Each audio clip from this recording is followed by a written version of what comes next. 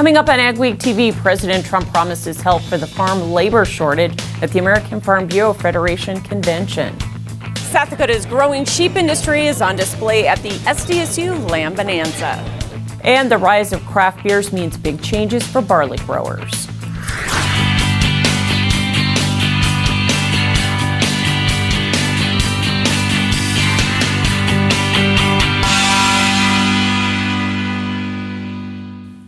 Welcome to AgweekTV. I'm Michelle Rook. President Trump is promising relief for farmers on a number of fronts. He spoke at the American Farm Bureau convention this week. Amidst the backdrop of the government shutdown, he talked about the importance of a border wall, but also an ag labor fix and, of course, trade. AgriPulse's Spencer Chase reports. For 100 years, the American Farm Bureau Federation's annual convention has been a gathering of state organizations to hear from national leaders of the organization and set policy for the year to come. But for the last 2 years, the convention has also welcomed President Donald Trump. This year, his speech included a hefty dose of comments about his proposed border wall, but he also discussed a matter of critical importance to Farm Bureau. You need people to help you with the farms, and I'm not going to rule that out. I'm going to make that easier for them to come in and to work the farms. You've had some people for 20, 25 years, they're incredible. Then they go home, and they can't get back in. That's not going to happen. Addressing immigration and farm labor is a major priority for U.S. ag groups, and Trump's comments are encouraging, says Minnesota Farm Bureau President Kevin Papp. I guess the exciting part is not only did we talk border security, but we talked about ag labor and the need for agriculture to have both short-term and long-term labor force, the fact that we need to have those great, skilled, experienced people as part of our food system. Trump's comments also addressed regulatory and trade priorities. Papp says American ag interests need to be more vocal about how the current trade dispute is impacting them. There's a lot of financial and emotional challenges out there, and a lot of it is because of low prices. And the one way to increase price is to increase demand, and that trade is critically important. Reporting for AgweekTV, Spencer Chase, AgriPulse. On the trade front, U.S. Trade Representative Robert Lighthizer said no progress was made on structural issues in last week's talks with China, but they did approve 5 new biotech traits.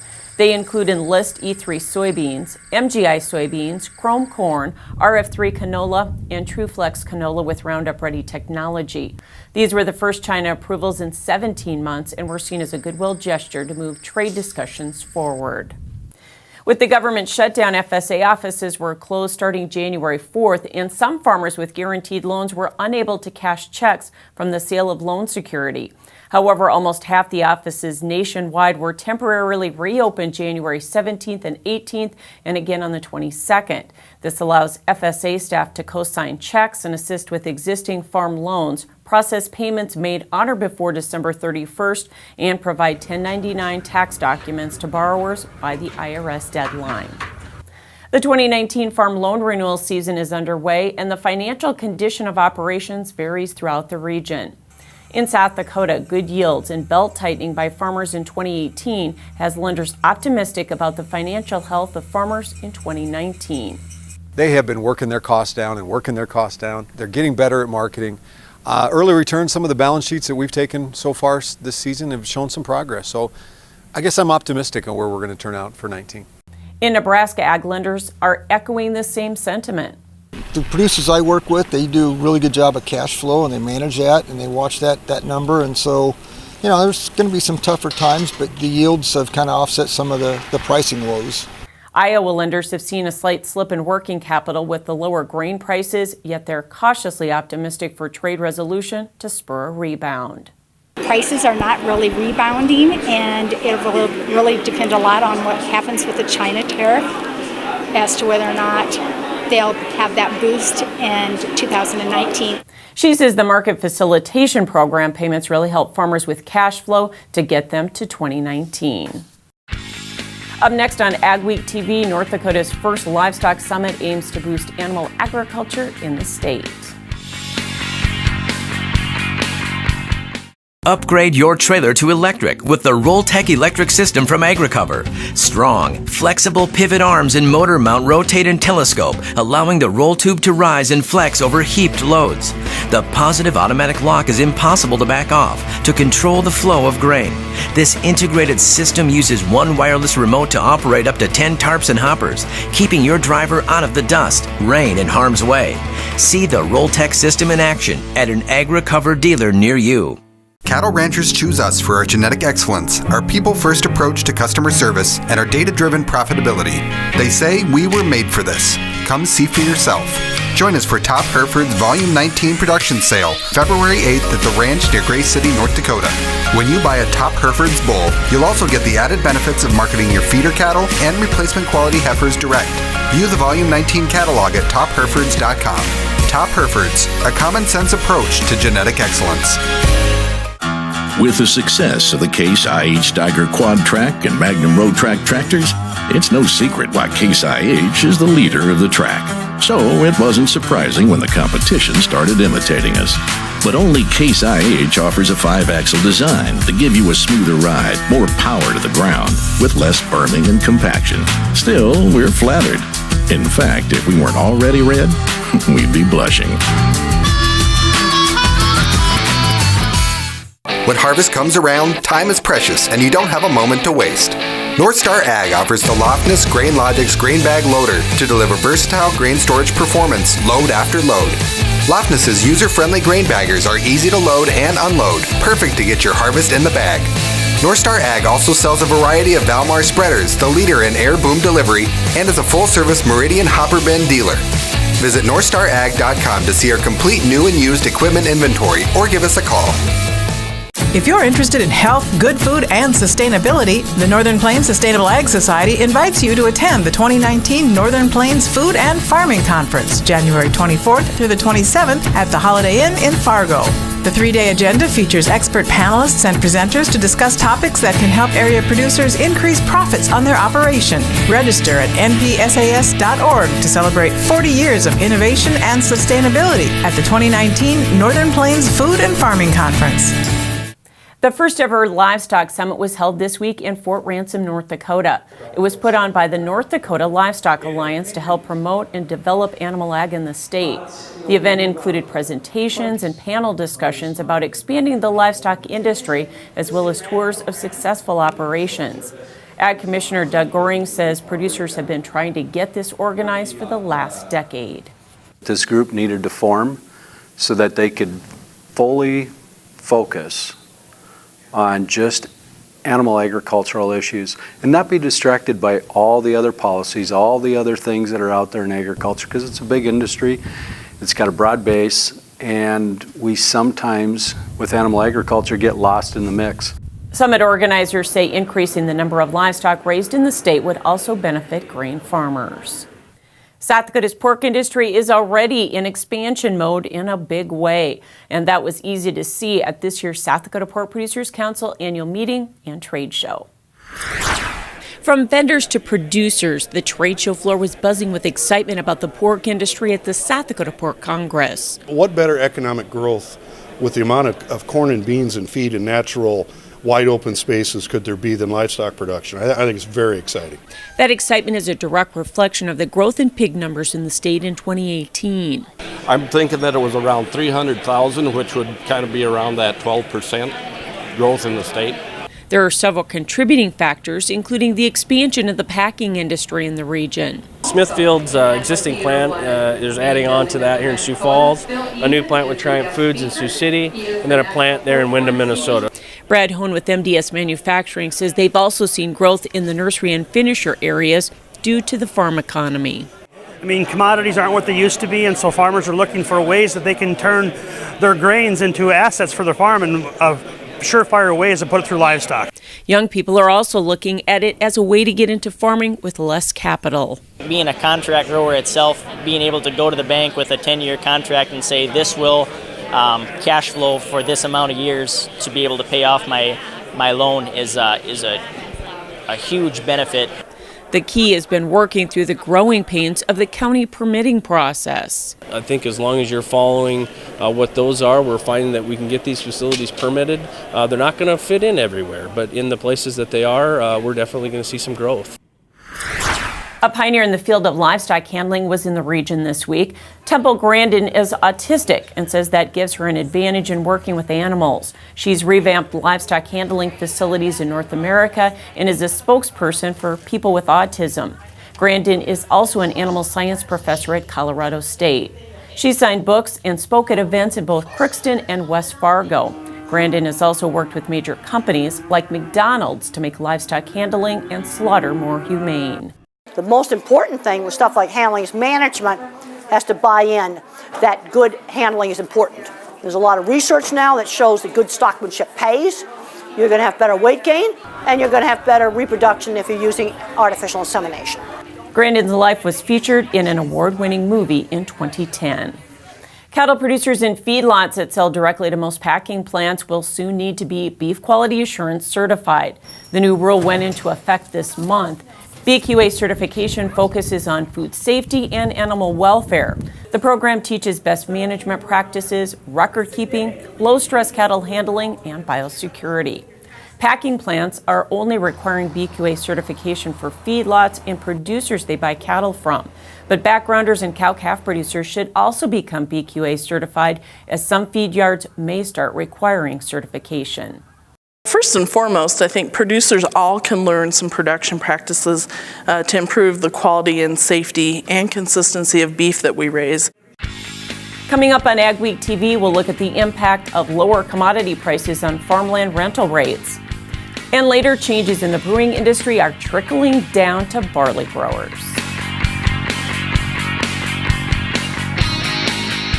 At Kenner Simmental Ranch, we've been offering precision genetics and exceptional customer service in the beef industry for more than 40 years. From power bulls to calving ease bulls, our balanced EPDs and performance produce docility that truly satisfies our producers and consumers. Come see for yourself on February 9th at the Kenner Ranch for our annual production sale. We'll be offering 129 black and red, Simmental and Sim Angus and Red Angus bulls, plus 65 red heifers. Kenner Simmentals, the best in beef from pasture to plate. With the all-new GreenFit system from Ricard, plug and play is finally a reality when using John Deere AutoTrack guidance with existing new products like the Challenger 1000 series or all-new C-Series row gators from Butler Machinery. GreenFit is an authorized navigation interface that utilizes existing John Deere AutoTrack guidance system to steer most Challenger tractors and sprayers. GreenFit eliminates the worry of learning and converting to a new steering system when buying an industry-leading Challenger from Butler Machinery. Learn more about GreenFit at butlermachinery.com. This is Dennis Belisky reminding you we do auctions and we do them well. You've built your operation with hard work, and when it's time to sell, all or part, you deserve the best. Details from repairs and preparation to promotion and settlements are not routine. Chances are you'll only do this once, so we'll tailor an auction just for you and get it done right. On-site at your farm or added to one of our highly successful Alaris Center auctions, we have the skill, reputation, and integrity to meet your needs with best-in-class commitment and quality service. Find us at resourceauction.com or call 701-757-4015. For corn and soybean farmers, it's been a challenging year. So join us as we look towards the future and make sense of international trade at the second annual Northern Corn and Soybean Expo, featuring speakers Mark Mayfield and Chip Flory, with breakout sessions, free breakfast, lunch, and a large corn and soybean trade show. You don't want to miss the second annual Corn and Soybean Expo, Tuesday, February 12th at the Fargo Dome. How can one tillage tool handle most field conditions, residue types, and tillage practices? It takes a Renegade, the Summers VRT Renegade. Switch from vertical to aggressive tillage and anywhere in between. Adjust blade angles, tillage depth, and more on the go, all from an iPad. Get the tillage results you want, like only the Summers VRT Renegade can. For more information or a demo, contact your Summers dealer. Farmland values and cash rental rates were record high during the boom in commodity prices a few years ago. Both have cooled off their highs, but are still relatively stable as renters and landowners look at negotiating rental rates for the 2019 crop season. For the most part, we're just seeing more of a sideways movement with cash rents going into 2019's growing season and cropping season. He says even with low commodity prices, farmland rental rates have not dropped reciprocally or as much as expected. So far, yields have held up well, and most folks have found a way to scrape by. And so there hasn't been a lot of pressure on rents to come down, and so they really haven't. That's because rental rates are directly tied to land values, and land has been an attractive investment. However, with rising interest rates, there may be less investor interest in farmland, which could cut into values and, in turn, rental rates. Joining us to visit more about farmland rental rates, which is the topic and the cover story for this week's AgWeek magazine, is our own Jonathan Knudsen. And Jonathan, talk about the correlation between 2018 yields and what we'll see for 2019 crop rental rates. There's definitely a strong connection. In areas where they had good yields, that's helping to offset the poor commodity prices, and yields in those areas are tending to hold steady. In areas with average yields or below average yields, that's really putting downward pressure on rates. And yield isn't the only factor that goes into establishing those rates, though, right? Definitely not. There are many. Just a few examples out of many. In some cases, landowners in a certain area saw big increases in the local property taxes, and not surprisingly, as a result, they're very reluctant to lower rental rates. And in some areas, there may be just one farmer competing to rent a piece of land, and it may be 2 or 3 or 4 farmers bidding against each other. So many factors influence rental rates. Now, the negotiation process can be very complicated. It can be somewhat emotional. So do you have some tips for making that process go a little smoother?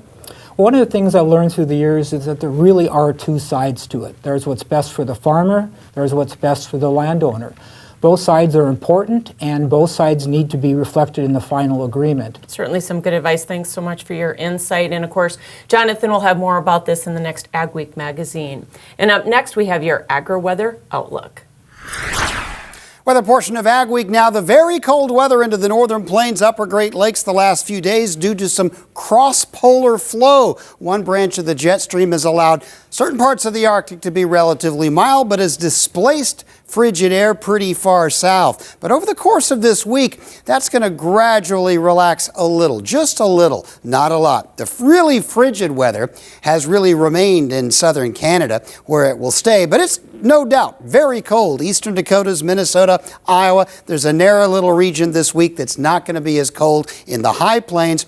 You want warm weather? The usual suspects are there, but it is January. Most of the nation is fairly cold. This cross-polar flow will begin to relax toward the weekend, but really not enough to keep the weather from being very cold throughout the northern plains. Looking ahead to the second week of the forecast, that frigid weather will begin to retreat as the cross-polar flow begins to fade. And more significantly, we're headed for a very significant pattern change toward the early part of February, which will yield a jet stream coming out of the southwest.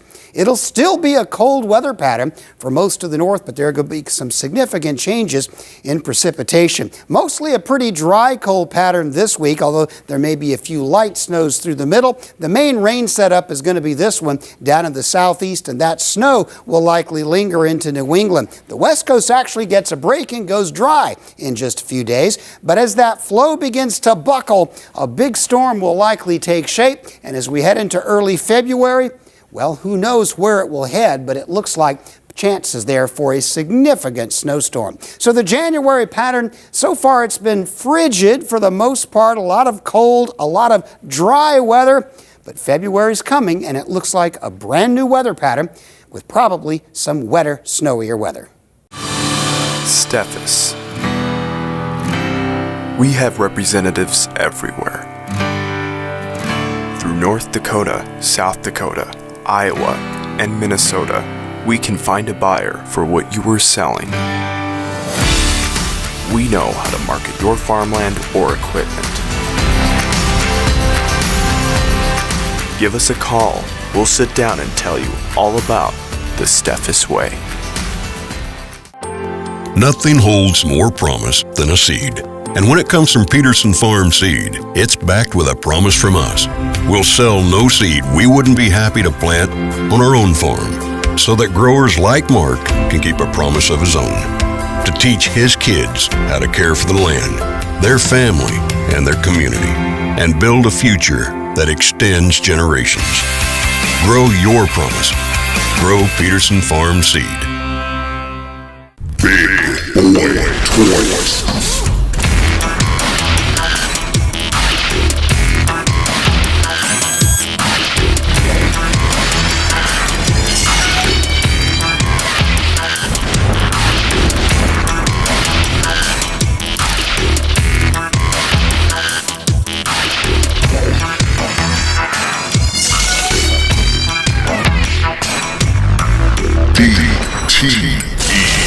The KMOT Ag Expo takes place January 30th through February 1st at the North Dakota State Fair Center in Minot. Ag Week is proud to be a part of this outstanding agricultural showcase. From exhibits to informational seminars and so much more, you'll find it all. Be sure to visit the Ag Week booth in the North Concourse. Log on to KMOTAgExpo.com for more information. Ag Week welcomes you to the KMOT Ag Expo January 30th through February 1st in Minot.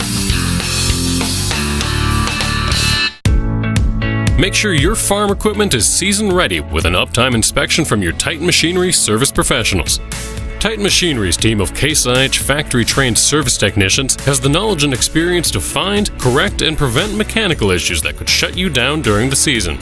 Your planting and harvest windows are short. For genuine Case IH parts and service, schedule an off-season uptime inspection at Titan Machinery today.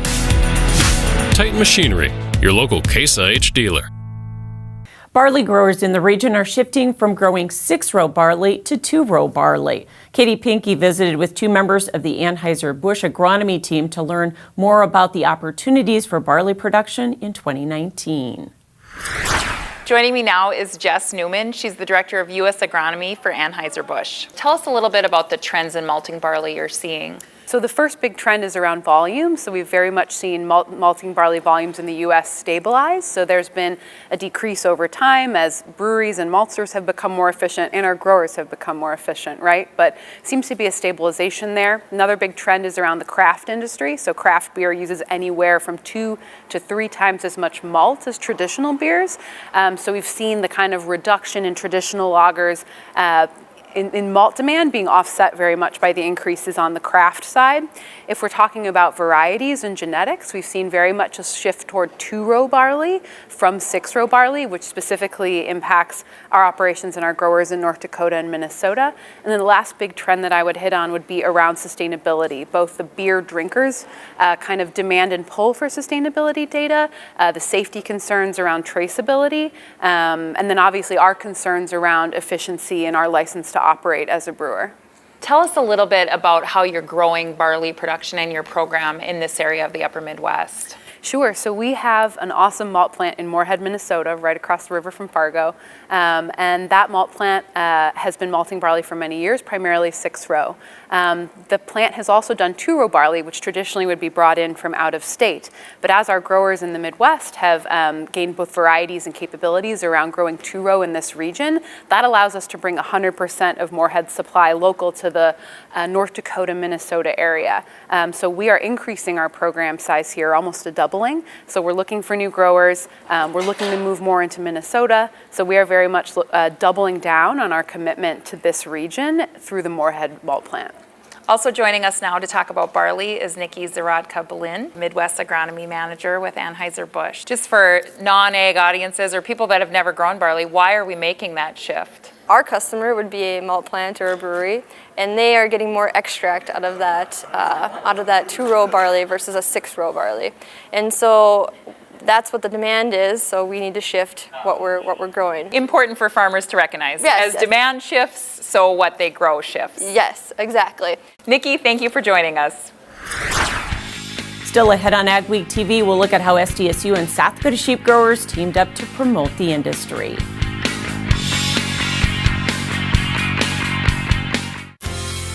Advanced Grain Handling is your regional dealer for grain handler dryers, bins, and accessories. With Grain Handler's continuous mixed flow drying systems, you're capable of high levels of grain dryer efficiency on all types of grain, including seed grain. Advanced Grain Handling also carries West Steel's quality stainless steel products for on-farm and commercial grain storage solutions. Advanced Grain Handling has licensed and trained service techs and a licensed electrical shop. Get a hold of Chad Kylo to find the perfect solution for your farm.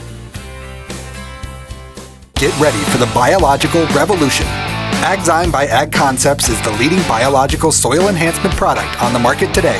AgZyme improves soil health and fertilizer efficiency for healthier crops and better yields. Definitely is making a difference. I really feel that it gives me a bump in the soybeans and corn. I would say 55 up to 70 bushel soybeans. We even had as high as 75. Probably the best bang for your buck. Join the biological revolution with AgZyme by Ag Concepts. United Lease and Finance has been doing business since 1987, a full-service lease company handling lease transactions from inception to close. United Lease and Finance understands the needs of their clients and are familiar with the business they work with. With leasing, you get flexible payment plans, improved cash flow, great rates, easy terms, and leasing does not tie up your credit. Contact Roger, Troy, or Dale today and let them show you how you can lower your cost per acre at 1-800-550-1827. Field Drainage Inc. has perfected the art of agricultural drainage by helping hundreds of farmers since 1978. We are a second-generation family-owned business for over 35 years. The Field Drainage Inc. team will work closely with you to conduct a thorough analysis of your needs and expectations, provide an estimate that fits your budget, perform all work in a timely and professional manner, and provide continued service after installation. Field Drainage Inc., your trusted drain tile installation company for over 35 years. Martinson Ag Risk Management offers a variety of crop marketing and crop insurance packages to our customers. With over 40 years of experience, our dedicated staff works hard to ensure you get the best advice on crop insurance, marketing, and risk management. Contact Randy or any of the staff at Martinson Ag Risk Management today at 701-205-4200 or visit us online at martinsonag.com. A new study shows beef and other meats are a relative bargain for the amount of time consumers have to work to buy them. The food affordability study was conducted by a British company. It measured beef, chicken, fish, pork, and lamb prices in 52 countries, then compared them to the minimum wage in each country to determine the affordability of meat. Consumers in the U.S. pay 8% more than the global average for beef, but Americans earning minimum wage work about an hour to buy a pound of beef, much less than people in other countries in the survey.